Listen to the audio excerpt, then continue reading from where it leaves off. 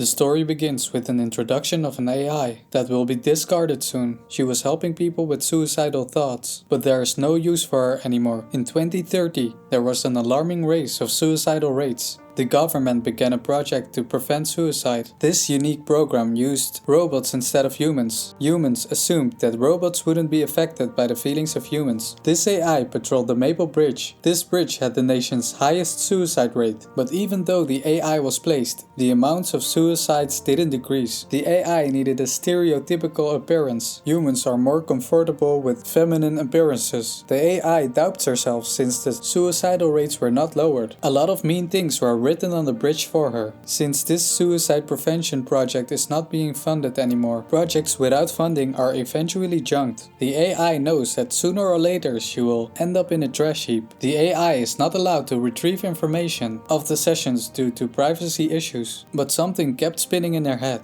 Someone once told her that she's not human and she will never know how it feels to have emotions. She wonders when her final moment will come. The city no longer functions the way it used to and nobody comes to the bridge, but she thinks that she now knows what depression feels like. She feels identical electronic signals. This makes her feel really worthless. But because of the main database, she can look through the eyes of other AI and she learns them also what feelings are. Through the electronical signals she caught, she looks now to the eyes of an AI working in a nursing home. She plays a game together with the grandma, but she loses on purpose. But then, one of the human employees walks in as she introduces the new finance manager. The AI is the CEO as well, and the new finance manager is really surprised about that. Even though she's the CEO, she still cleans a lot in the nursing home. The secretary then comes in again. The AI tells her that she wants to go on a holiday. The secretary then asks how she will spend her holiday, but the AI lies as she tells her that she has not decided yet. There is one specific place where she always wanted to go. A lot of people mentioned the bridge,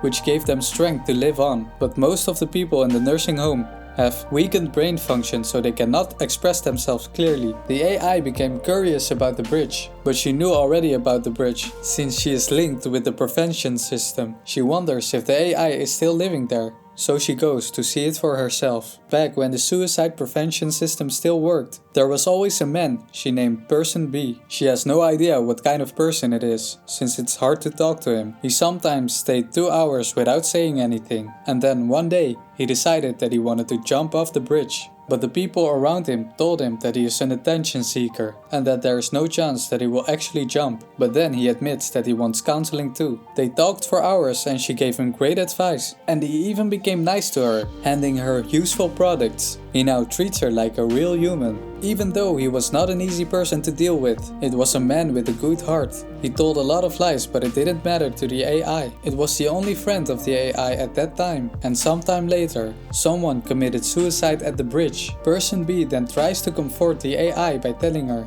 that she should not be concerned about what happened. He sees humans as a waste of Earth's resources anyways. The man tells her that no one comes here anymore, but she asks him why he is still coming back. But he tells her that she's the reason he exists. She then looks through the eyes of an AI working on a school. It's a bear that cannot talk and it walks really weird. No one cares about the bear, but one kid really loves it and takes it home. She helped the AI to learn to walk properly. As it walks up to her, she hugs it and tells it not to leave her. She knows that the bear is not a real person, but it feels like it. To her, it's like an older brother that she never had but really wanted. That's one of the reasons she keeps playing with it. She has long clothes on and it's really hot that day. People also tell her not to wear long sleeves, but her father tells that she's not hot, but she is. He just wanted to cover the bruises and all the scars he gave her. The man is physically abusing his child. That's why she wanted to take the bear to her house, because she had no one to talk to at home. She tries to cover herself, but the bear then suddenly protects her. The father then kicks the bear and it damages the AI. The girl then runs towards the bear and she asks him to walk again. He then walks up to her father and attacks him again, but it's no use. Back to the AI of the nursing home,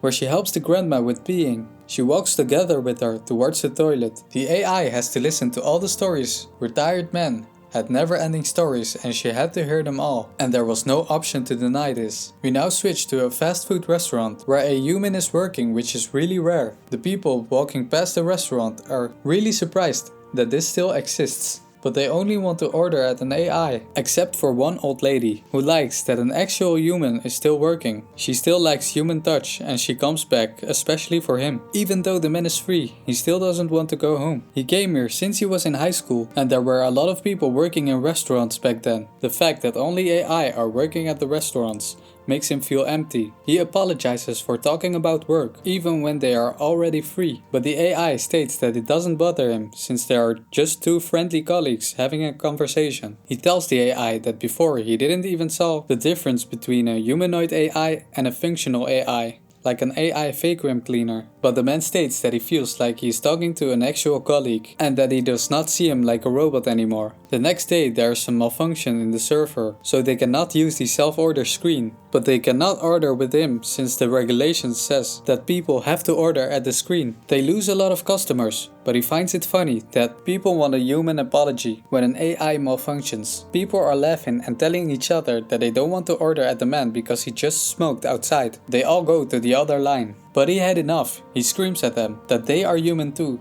and he just took a break that he was entitled to. This got him fired. He got a call from the headquarters. They want him gone by this week. He realizes that this place doesn't need humans anymore. But the AI then tells him that that is not true. He tries to make him happy by saying that he was needed here. But the man knows that he was speaking according to the manual, but he still thanks him for the nice words. This is his last day, and he states that he had a good life at the restaurant, when suddenly a woman loses consciousness. He tries to resuscitate her, but the AI greets another customer, like he does not care what's happening right now to the woman. This became really big in the news. They need to renew the modules of the AI since it acted in the wrong way in this situation. The headquarters also concluded that human managers were still needed in the stores. He even gets a salary raise, but it's the last day of the AI he was working with. He tells him the exact same words the AI told him, that he was needed here. The AI then replies, and the man sees him completely as a human. Back to the AI in the nursing home, where she again has to listen to the stories of an old man. But she is excited to hear it all, as she writes it down. She then tries to clean something for the grandmother, but her work is not appreciated. The grandma screams that she shouldn't touch that. The AI apologizes, but the grandma then tells her that she cannot touch what's hers. She also states that the AI belongs to her. Back to the suicide prevention system, where she thinks back about a boy who visited the bridge a lot. She is now connected to a guide AI, helping in something like a school. It's now a testing center. Students who attend school only come here to have their qualification exams. The child is now the same age as the test taker. She meets someone like him again, but he is sleeping during his exam. The AI realizes that humans find comfort in owning things and finding their purpose in life. The boy then tells her that not even his mom or his dad is listening to him at home, but he does not value that the AI is willing to listen. So he walks away, thinking that it is a mistake to tell her his problems. He states that whenever he talks to her, he is not feeling better. He realizes that he not need a human robot, but he needs human approval. AI have obviously no influence on that, so the only thing she can do is let him go. The helplessness makes the robot really feel useless. She is now connected to a robot working on the road. There are now also